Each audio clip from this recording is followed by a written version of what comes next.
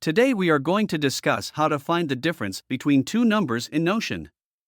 Here we have two numbers in a database and we will find the difference between two numbers using two different formulas. The first one is the use of subtract operator and the next one is the use of the minus sign to find the difference between both.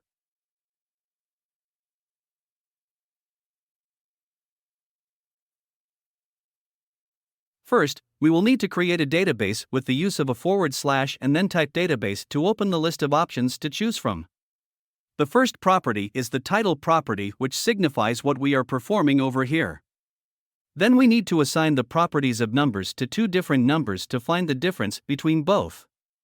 Next, we used a formula to find the difference between two numbers, which is used as subtract operator. Subtract operator takes the input of two numbers and finds the difference between both.